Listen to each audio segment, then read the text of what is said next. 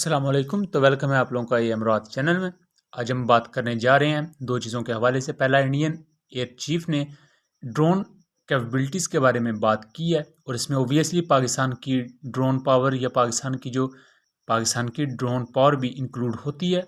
तो ड्रोन्स क्या वाकई कोई नाकाम चीज़ बन चुके हैं या ये बहुत ज़्यादा कैपेबल हैं और इंडियन एयर फोर्स के चीफ अपने लिए एक फेस सेविंग ढूंढ रहे हैं। दूसरा, इजिप्ट ने हाल तेजस को रिजेक्ट करके, क्योंकि फॉर्मली पिच किया गया था तेजस इजिप्ट को, तो उन्होंने FA-50 को चूज़ किया है।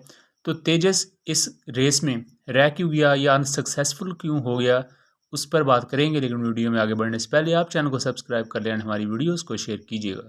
इंडियन एयर चीफ के एक बयान के हवाले से, जिसमें उन्होंने ड्रोन वॉरफेयर पर अपने रिमार्क्स दिए। इन रिमार्क्स में उन्होंने ये कहा कि जो ड्रोन्स हैं या जो अटैक ड्रोन्स ख़ास तौर पर आज की वॉरफेयर में यूज़ किए जाते हैं, उनसे आप लिमिटेड नताइज ही हासिल कर सकते हैं।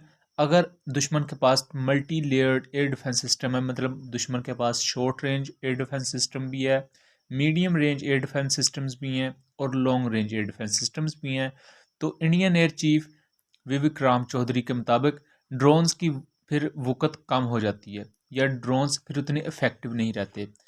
बहरहाल, इंडियन एयर चीफ को इस तरह का बयान क्यों देना पड़ा? क्योंकि इंडिया इस वक्त UCAVs की टेक्नोलॉजी में बहुत लैग कर रहा है। इंडिया अपने मुल्क में UCAVs बनाने की कोशिश कर रहा है। इस वक्त इंडिया के पास इजरायली और कुछ अमेरिकन UCAVs मौजूद हैं जो कि नाकाफ़ी हैं। इंडिया के लिए वो ऊँट के मुंह में ज़ीरे के बराबर है। जबकि दूसरी तरफ पाकिस्तान के पास एक बहुत बड़ी ड्रोन फोर्स है जो कि इंडियन टैंक्स के लिए एक ख़तरा है, ओब्वियसली एक ख़तरा है। और दूसरा, ड्रोन्स काफ़ी सस्ते होते हैं पूरे फाइटर एयरक्राफ्ट से। लेकिन यहाँ इंडियन एयर चीफ का ये कहना है कि ड्रोन्स को यूज़ करने के बजाय अगर पायलटेड एयरक्राफ्ट हों, जो नॉर्मल टैक्टिकल फाइटर एयरक्राफ्ट्स होते हैं, उनसे आप एक गेम चेंजर के तौर पर नई जंग लड़ सकते हैं। बहरहाल, इंडियन एयर चीफ के बयानात को मैं यहाँ कॉन्ट्राडिक्ट तो नहीं करूँगा, लेकिन अगर उनके बयानात को दूसरे मुल्कों की पॉलिसी से देखा जाए तो ये बिल्कुल ही उल्टा है। क्योंकि इस वक्त जो बाकी ममालिक हैं वो अपने फाइटर एयरक्राफ्ट के साथ साथ अपनी ड्रोन फ्लीट को बहुत ज़्यादा बढ़ा रहे हैं। क्योंकि जो ड्रोन वॉरफेयर है, इसमें बहुत ही ज़्यादा एवोल्यूशन आई है। ख़ास तौर पर आज़रबाईजान आर्मीनिया की जो जंग हुई थी, उसमें टर्किश TB2 ड्रोन्स ने जैसी कारकर्दगी दिखाई थी, उसके बाद ड्रोन्स की अफादियत और ज़्यादा बढ़ गई। ना सिर्फ ये, बल्कि अमेरिकन, अगर हम प्रॉक्सीज़ को देखें, अमेरिका ने जो मुख्तलिफ इलाकों में अपनी फोर्सेस डिप्लॉय की, तो उन्होंने MQ-9 प्रेडेटर ड्रोन से बहुत से अपने मिशंस सरंजाम दिए। इवन दो कि कुछ ऐसे मिशंस जहां अगर वो F-16 या बड़े एयरक्राफ्ट भेजते तो उस पर कोलेटरल डैमेज ज़्यादा हो सकता था, उससे शायद ऑब्जेक्टिव्स वो अचीव ना कर पाता अमेरिका, इसलिए ड्रोन से वो ऑपरेशन किए गए। सेम एज़ ड्रोन उसके अलावा एक ऐसा आपको सिस्टम प्रोवाइड करते हैं जो कि बहुत ही कम कॉस्ट में आपको सर्विलेंस रिकॉनिसेंस के साथ साथ अटैक करने के ऑप्शन भी प्रोवाइड करता है। इंडियन एयर चीफ का ये बयान अपने एक फेस कवरिंग भी हो सकता है, क्योंकि इंडिया ने मल्टीपल UCAVs बनाने की कोशिश की थी। उनमें से घातक उनका मुस्तकबिल का UCAV है जो इस वक्त बहुत ही मुश्किलात का शिकार है। इसके कुछ टेक्नोलॉजी डेमोन्स्ट्रेटर्स ने तो अपनी फ़्लाइट उड़ी है, लेकिन इसका जो असल प्रोटोटाइप होगा उसकी फ़र्स्ट फ्लाइट है 2024 से 2025 के दरमियान। और इसमें इंडिया ये चाहता है कि जो कावरी इंजन उन्होंने बनाया था उसका एक ड्राई थ्रस्ट वेरिएंट जो कि 52 किलो न्यूटन की थ्रस्ट पैदा करेगा वो यूज़ किया जाए। इसके लिए इंडियन जो गवर्नमेंट थी, इंडियन जो मिनिस्ट्री ऑफ डिफेंस थी, उसने 2004 में 28.39 बिलियन इंडियन रुपीज़ एलोकेट किए थे। लेकिन वो तमाम के तमाम पैसे लगाने पर भी कावरी इंजन एक अच्छा इंजन नहीं बन सका था। उसके बाद 2010 में इंडियन मिनिस्ट्री ऑफ डिफेंस की अपनी रिपोर्ट के मुताबिक वो कावरी इंजन बनाने में नाकाम क्यों हुए? उसमें क्रिटिकल इक्विपमेंट लैक करती थी, इंडिया टेक्नोलॉजी में इतनी महारत हासिल नहीं कर पाया था, और इंजन एक बहुत ही कम्प्लेक्स चीज़ होती है। उसके बाद घातक UCAV के बारे में फ्रंट लाइन की रिपोर्ट है कि इवन जो इंडियन साइंटिस्ट थे उन्होंने इस चीज़ को कन्फेस किया था कि उनके पास फैसिलिटीज़ की कमी है, या जो फैसिलिटीज़ हैं वो इतनी बेहतर नहीं है कि एक बड़े स्टेल्थ UCAV को बनाया जा सके। सो लिहाजा एक ऑप्शन था और वो रशियन था, क्योंकि रशिया के पास भी S-70 नाम का सेम इसी डिज़ाइन का ड्रोन मौजूद है। अगर हम पाकिस्तान की UCAV फ्लीट की बात करें तो पाकिस्तान ने बहुत से ड्रोन इस वक्त पाकिस्तान अपनी इन्वेंट्री में यूज़ कर रहा है, जिनमें चाइनीज़ CH-4, उसके अलावा विंगलोंग 2 ड्रोन्स जिनको हमने TOT के तहत अपने ही मुल्क में बनाया है।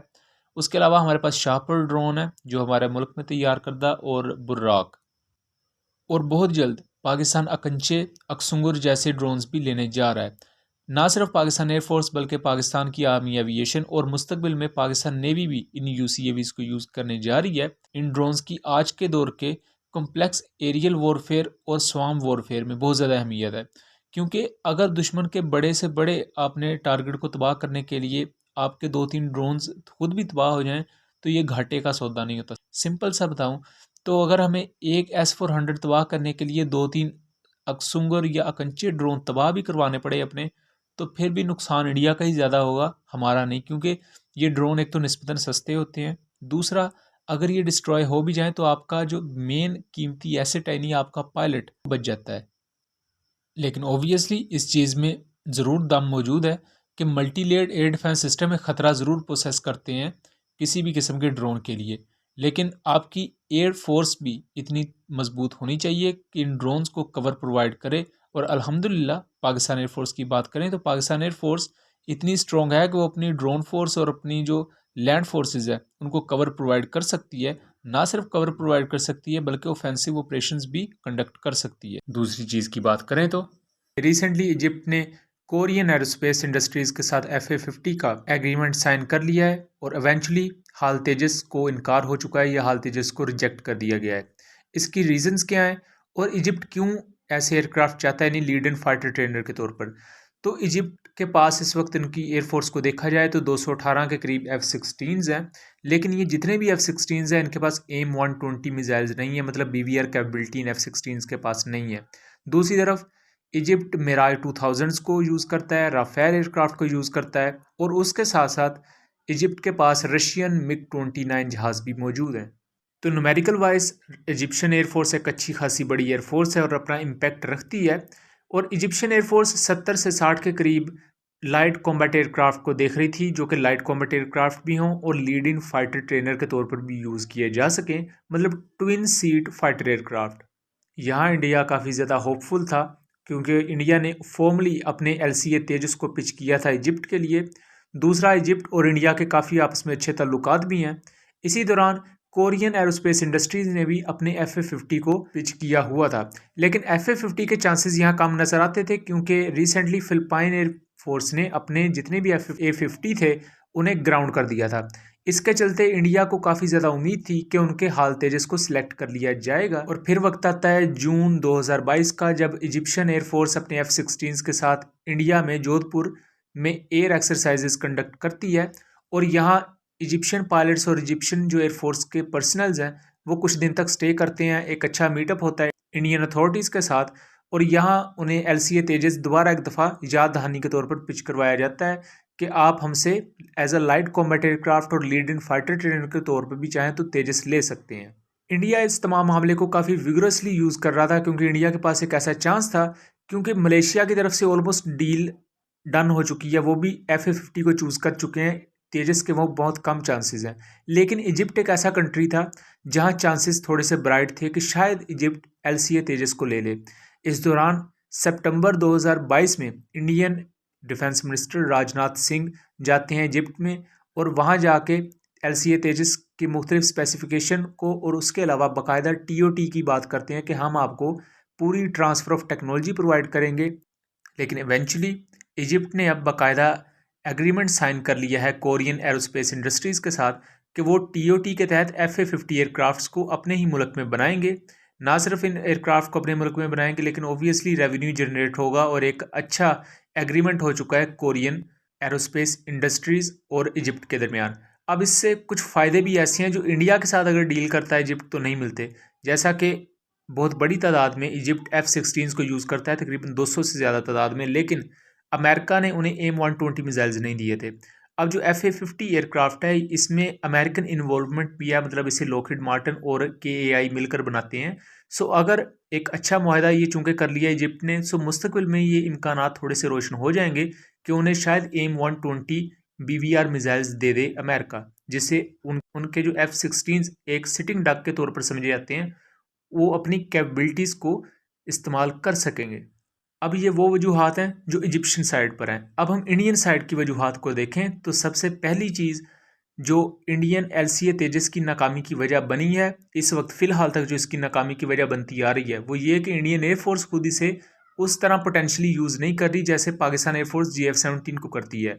हमारे पास 138 की तादाद में JF-17 मौजूद हैं जो कि फुली ऑपरेशनल हैं और इन्होंने कई ऑपरेशन सरंजाम दिए हुए हैं। इवन नाइजेरियन एयरफोर्स ने इन्हें दहशतगर्दों के खिलाफ बॉम्बिंग में यूज़ किया है। जबकि अगर इंडियन हाल तेजस को देखा जाए तो इसकी ना तो कोई ऑपरेशनल हिस्ट्री है और अभी तक 30-40 की तादाद में ये इंडियन एयरफोर्स में मौजूद है और वो थोड़े बहुत ऑपरेशनल भी हैं। यानी कि इन 30-40 जहाज़ों में से कुछ तो प्रोटोटाइप्स हैं, बाकी जो FOC स्टैंडर्ड के तेजस हैं वो थोड़े से हैं। यानी कि इंडियन एयरफोर्स में भी अभी तक इनकी सही तरह जगह नहीं बनी। जबकि दूसरी तरफ तेजस MK-1A के बारे में कहा जा रहा है कि 2024-25 की टाइमलाइन में आएगा।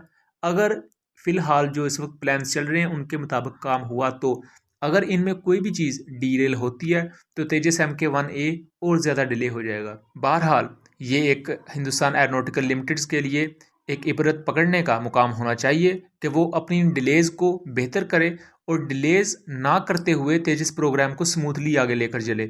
यहाँ कुछ उनकी ब्यूरोक्रेसी के भी मसले मसाइल आते हैं जो कि तेजस प्रोग्राम में आके रखना डालते हैं। उसके अलावा इंडियन नेवी भी तेजस में बिल्कुल इंटरेस्टेड नहीं थी, सो उन्होंने दूसरा एयरक्राफ्ट लेने का फैसला किया है। सेम एज़ इंडियन एयरफोर्स भी ज़्यादा अपना जो फोकस है वो MRFA की तरफ कर रही है, ना कि तेजस की तरफ। सो ये तमाम चीज़ें देखनी पड़ेंगी इंडियन अथॉरिटीज़ को। उम्मीद करता हूँ चीज़ें क्लियर रही होंगी। मिलेंगे अगली वीडियो में, तब तक के लिए अल्लाह हाफिज़।